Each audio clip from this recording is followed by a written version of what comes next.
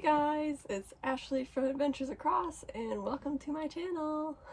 So today I wanted to share a video about living in this camper for 2 years. We bought this camper, Stella, in April of 2023 and we've been living in it ever since, with the exception of last summer, which I will sort of explain later in the video. But in total, we have been doing RV life for about 2 years because we did do a summer in an old vintage RV in 2018, I think. We were living kind of off-grid on a vegetable farm and we lived in this camper. So all in all, we've lived in a small camper like this for 2 years, and I wanted to share some of the things about our journey that we've been taking, what we've been doing with this camper, kind of some life updates, and since we're living in Arizona now, things are a lot different, so I wanted to share what we're doing to deal with the summer heat, because it is literally an oven down here. Not complaining, it's fine. Stella, our camper, she is a 2023 vintage cruiser 19 ERD. So basically that just means that the camper, that's the camper model, and it's 19 feet long. There's probably about 17 feet of living space inside, and we don't have any slide outs in this camper, so it's just it's pretty much what you see. I'm sitting on the dinette right now, and then we have this little kitchen prep area over here. The fridge is right there, the door is here, and then behind me you could see that's the bedroom. We have a queen size bed, and then on the way to the bedroom is the bathroom, which has a shower on that side, and then the toilet is in this little room. And for us, this is plenty of space, despite both of us being super like active and having a lot of hobbies. Everything fits in here. I'm an artist, a writer, and a musician, and I literally have all those things in here. We like to eat healthy. I want to do another video about that, about how you could still live a healthy lifestyle in a really small space like this. Maybe even live a healthier lifestyle because of the small space. We have storage under our dinette seats. There's storage right here. We took our microwave out because we don't like microwaves, and we made a cabinet where this little curtain is for spices, coffee, tea. We put some coffee mugs in there, really tiny appliances.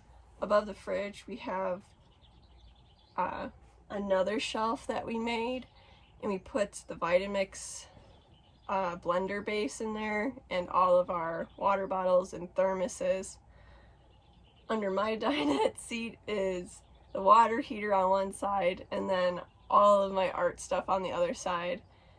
In this other one I have my stuff for Adventures Across and making videos, and our shoes are in here. There's a junk bin, I think. Oh, and then there's like a dog bag. And then in the back, the bed opens, so you can lift the bed up, and there's a ton of storage. There's a water tank under there that we don't really use, but it has to be in here because of the nature of the camper. And I have all my instruments under the bed. I'm in a community band. I play clarinet, so I have my clarinet under there. I have a ukulele. I have a couple of guitars. There's also a clothing bin under there, so we put all of our winter clothes in there in the summer, and then summer clothes in there in the winter. And then we each have 2 cabinets for clothes, so there's plenty of space. We can fit everything in here, surprisingly, and it's not terrible most of the time. Sometimes it gets a little crowded, and if we're really busy at work, then you know, it gets a little messy, and cleaning up after the dogs. We have 2 Chihuahuas, and for some reason they shed a lot. So when we got Stella, our plan was to travel with this camper and be snowbirds. And we did that for the first year. Well, I guess we did it up until like May, because we decided to just stay here this time around. So in the summer of 2023, we were finishing out a year in western Wisconsin, which is where we were trying to buy a homestead, and we ended up not being able to because like the market's impossible, so we're not doing that right now. We had to finish out our year over there, and then we ended up moving back to central Arizona, where we were located in 2018 to 2020. And there's some old videos about our life here at that time and what we were doing on this channel, because this channel has been alive since 2017. We moved back to central Arizona, moved to a different town, and we had to restart our business again. We have a window washing business.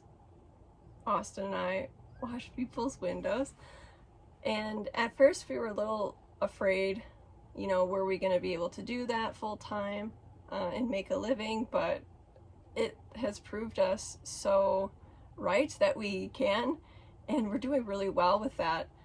So we did winter here 2023 and 2024, that like winter season, and then we had some loose ends to tie up in Wisconsin, so we had to go all the way back, and we went to eastern Wisconsin, where we're from, and tied up our loose ends. I worked on a CSA farm, and we washed windows. Again, we didn't really have a problem finding clients. It seems like anyone with a house is desperate for any sort of tradespeople that are reliable. So any youngins out there looking for a really great profitable business, maybe go into the trades, because you're never ever gonna run out of work. And if you're reliable and you're a nice person, chances are you're gonna be super successful. Say goodbye to like the tech world, right? Like, the world doesn't need that right now. They need reliable tradespeople. We finished out our summer 2024 out in Wisconsin, but because there are no RV parks out there to like live in, we couldn't live in Stella. So we ended up connecting with one of Austin's friends in the area that we were moving to, and he was doing the Pacific Crest Trail the whole summer. So we stayed at his house and watched his house for him, paid rent and whatever. We could store Stella there, and then we ended up, you know, living in a house all summer, which was really nice actually, because the summers in Wisconsin I think are worse than they are down here. At the end of September, we took an epic road trip to come back to Arizona, and we parked in the same spot where we are right now, and we've been here since. And I don't think we're going to be leaving anytime soon. We decided to get Arizona residency, and we're committing to this area for a while, which is pretty unusual for us because we've probably moved 16 times in the last 10 years. Being nomadic and stuff, we're in our 30s now. We've had our really reckless time in life, and you know, with that recklessness comes a lot of loneliness and a lot of yearning to belong somewhere. But the thing is, you don't get that until you commit to an area. So we decided to commit and stay, and our customers are really happy about that. I joined a bunch of, or we both actually joined a bunch of clubs and stuff, and we're doing a lot in the community now. People are starting to recognize us. It's kind of a small town feel, so you know, you go to the store and you see people and you say hi and have conversations, and it's a lot of fun. I enjoy that. life is really good, and since we're staying here, we decided it's a great time to start upgrading things in our camper. Because we didn't take a mortgage out, we see this camper as an opportunity for us to acquire an asset and something that we can own ourselves. And if something happens and we don't want to live here anymore, it is so easy to just hook the camper up to the truck and to drive somewhere else. Not that I want to do that, but we don't have to worry about things like a mortgage or like being homeless again, because that's no fun. We'll never be homeless again because we have a home. We've had to upgrade and remodel some things in here. You can't really see from like where I'm sitting, but I'll kind of share what we did to make it a lot more comfortable in here for us, especially in the summertime. So I really enjoy cooking and making whimsical food, so I needed a kitchen I could do that in. And with the stock kitchen that we had, it wasn't gonna work. So we took, like I said, took the microwave out, and I have a spot for spices and herbs and like flower medicines, like, you know, like yarrow, bee balm. What else do I got in there? Marshmallow root, you know, like herbalism things. And then we have our 3-burner stovetop and then an oven. I typically don't use the oven most of the time, and especially in the summer, because it makes it really hot in here. It's great for winter, but not right now. So if we want to roast something or bake something, we take it outside, and we have a toaster oven that doubles as a dehydrator, and also it can air fry things. So that sits on a table outside, and it runs on electricity, so we don't have to, you know, worry about using up our propane, which that's not really a problem in the summertime. It lasts a long time, but in the winter we have to get propane every 2 or 3 weeks because we heat this thing with propane. So we've got, right, the shelf, that. Our fridge is pretty all right. It's enough, like it's big enough to fit about a week and a half's worth of food that needs to be kept cold. It's a little hard to keep the fridge cool in the summertime because it gets over 100 every day, and the sun is sort of hitting the side of the camper and heating up the fridge. So that's been a little bit of a challenge, but it seems to be all right. Everything is fine inside, nothing that has spoiled. I just noticed that the coils in the back of the fridge, they were coated in a ton of ice, and now they're pretty much melted away, and I didn't do that myself. Something else we did to upgrade the kitchen, because it was a huge problem, was like dry food, how to store dry food, and even stuff in the fridge. You bring your food home from the grocery store, and it's in all this packaging and bags and all that stuff. So before, we were just throwing it in the cabinets, and it looked horrible, and I never wanted to cook. It looked like a mess. It felt like my brain, like a freaking cluster. Yeah, so we decided to invest some money in some containers and some better Tupperware for storing food. So we have several of these. We just got them at Walmart because that's their only place in this valley that you can go to shop. But these are BPA-free plastic containers, and there's different sizes that we got and put all of our dry stuff in there. So like nuts, oats, rice, powders. The dog food is in one, and we have them in the fridge too. It works really great, really great. And I open up the cabinets and I'm like, oh, what do I want to cook? And I can think of something right away, and I don't feel so intimidated by the pile of bags to sort through, wondering what we have. Some other things that we upgraded over time. The first thing to go is the mattress, because RV mattresses from the factory are like I don't know, 4 inches thick, and they wear out in no time. So I ended up getting a mattress. I don't remember where it was from, but we had to get a special one because we have a short queen bed, which is a few inches shorter than like a standard queen.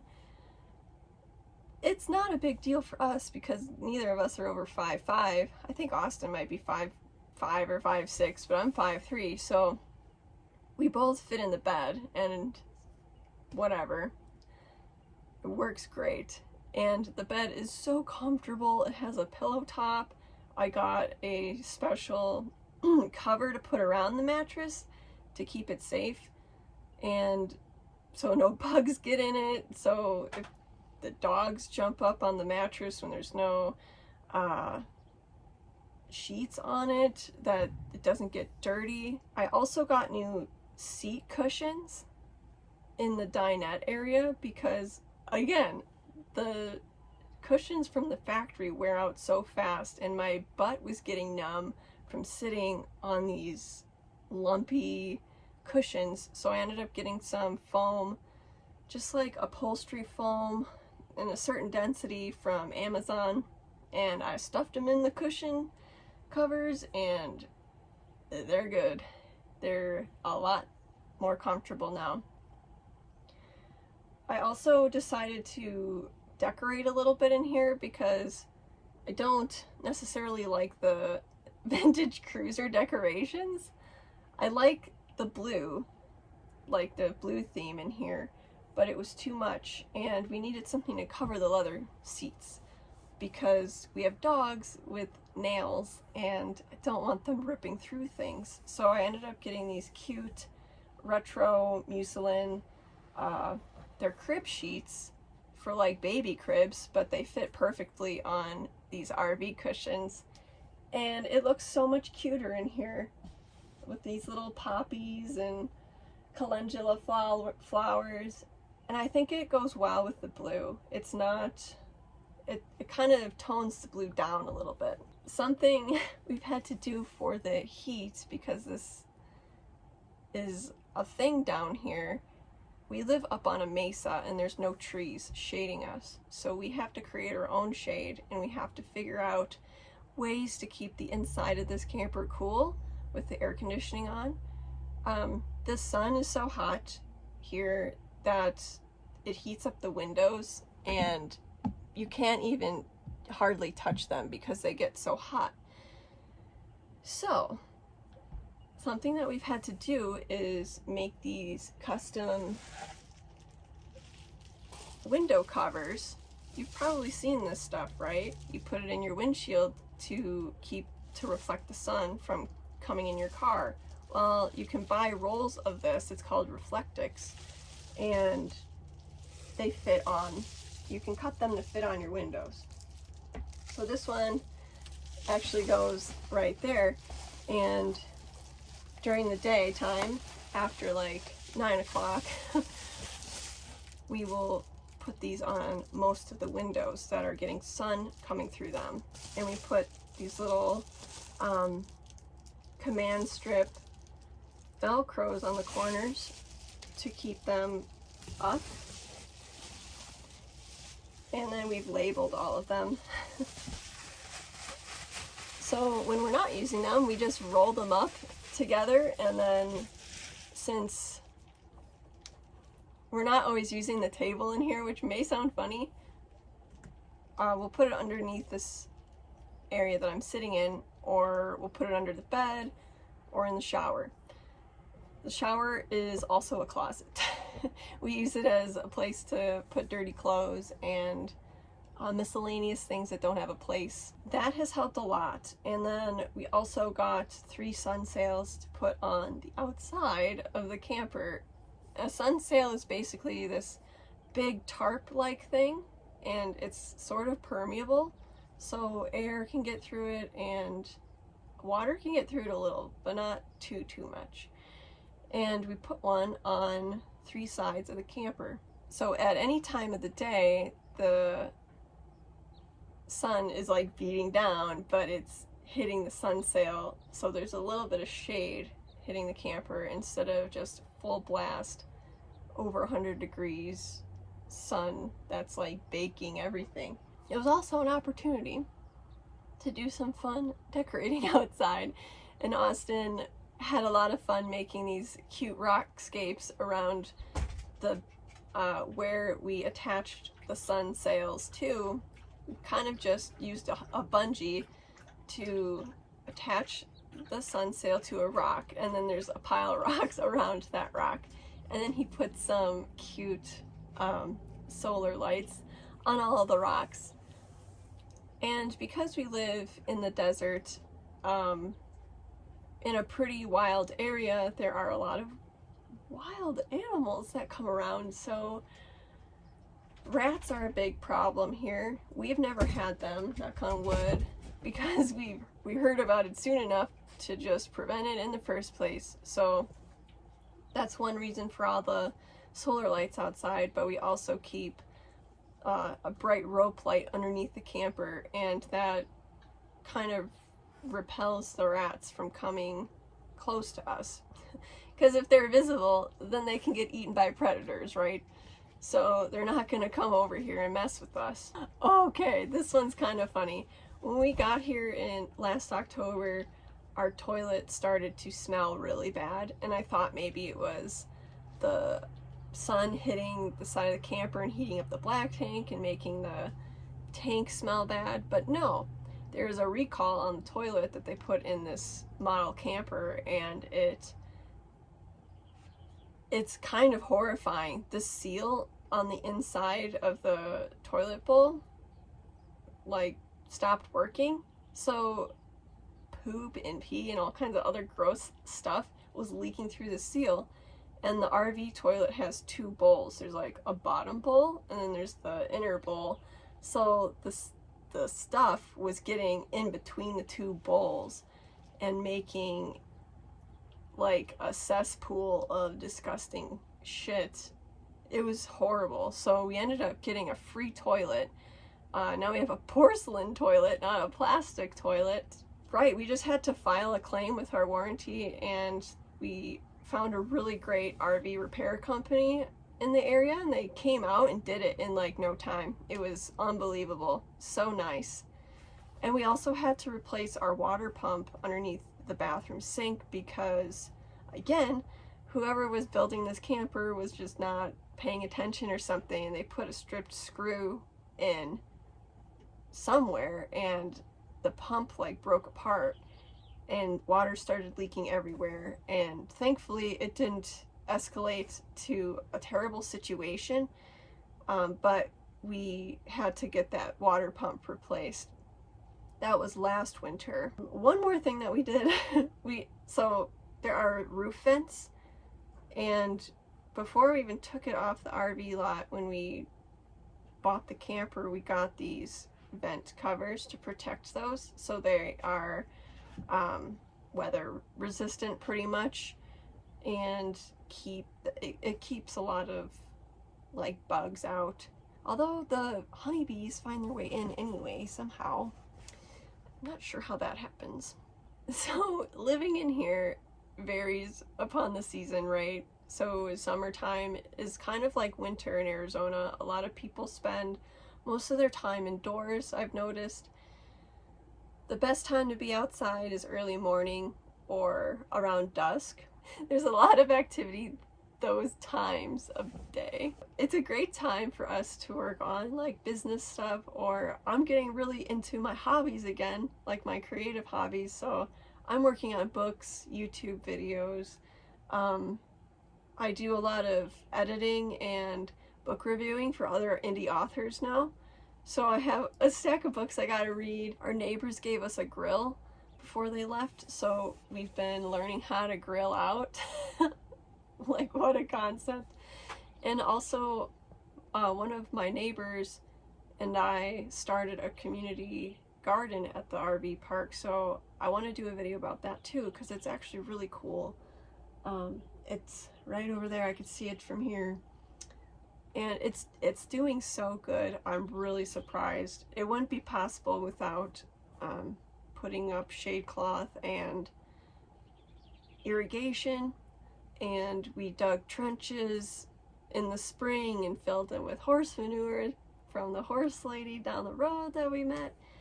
It's been a really cool project, so that keeps us busy. And also our clubs keep us busy. Like I said, I'm in the community band. There's a roller skating club, so I'm in the roller skating club. Austin is in a disc golf league, so he plays disc golf at least once a week. We have a friend group that plays disc golf. We're just always busy, and there's never a moment when we're not busy, I guess. But yeah, we do spend a lot of time in here in the summer, and what has helped is turning our dinette area into a day bed, which sounds kind of weird, like, oh, why wouldn't you want a table? But it's a lot more comfortable than trying to sit upright in these stiffer kinds of seats like all day. It's a lot nicer to just spread your legs out and to lay around that way. And I also got some of these breakfast table trays that do that, so that's super helpful. I like to paint, so that little table is the perfect size to paint, and I can like paint in so many different positions. I could take that table outside and sit outside in the lawn chair and paint outside. It's good for other things. Could just put the laptop on it. We don't have a TV. If we did, it would have to go right there, and it would just be kind of weird. I don't think I'd like it at all.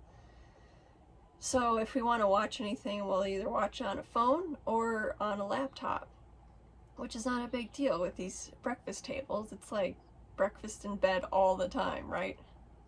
But living in a small space like this requires us to, you know, really prioritize what is important in our lives, and there's really no room for bullshit at all. There's no room for clutter. There's no room for things that make us feel bad in life, like toxic people or whatever. So I think that it helps us with our self-esteem and our self-confidence. We have to set a lot of boundaries with people. We don't typically have people over here because we don't have room to have people over, and our privacy is pretty good because it's summer. There's not a lot of activity here besides other people who live here who are our friends, so we don't feel claustrophobic or anything with campers piled on top of us. There are 3 spaces that way that we're kind of busy in the spring, but other than that, it's just been so nice and so peaceful. I still get the nature, the birds. I get great views out the windows, and it comes at a way cheaper price than renting an apartment or trying to buy a house. It's like incredible that you can get all of your needs and all your desires met living in less than 100 square feet. And you can have a rich life and not have to have a job that makes you monetarily rich, you know? We have a lot of people in our lives because we do our window cleaning business. We meet someone new every day, and then some people want to be repeat customers, so we get to know them over time, and then we make more friends and have more connections in this area. So I don't know, life is pretty good. Everything is working out pretty good for us, and I don't know, I just couldn't be more content with where life has brought me. I was very sad and disappointed when we had to give up our homestead dream, or kind of put it on pause for a while, but I'm really glad that that happened and that I had to leave that cabin. It was full of mold. It was not a good location for homesteading, being on a north slope of a forested, like, small mountain type thing. Never see the sun. I just feel a lot happier here, and I feel like I can breathe. There's no pesticides poisoning the air.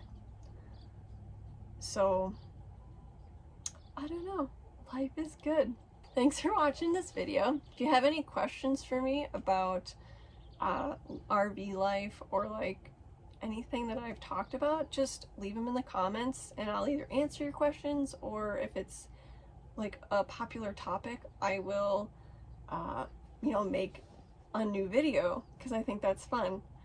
I've got some other videos in the works right now sort of about tiny living and RV life, and I just came out with a new book in the fall called Befriending Shadows, and it's a poetry collection, but what it really touches on is the relationships that we have with the internet and how they are not good for us all the time.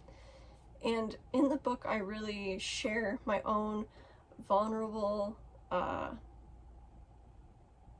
emotions and the thoughts that were running through my head trying to be somebody on the internet, like an influencer or I don't know, whatever. There's like a whole basket case of emotions that comes with doing that if you're not being authentic, or if you're sort of, I was going through like a huge identity shift, right, and learning a lot about myself.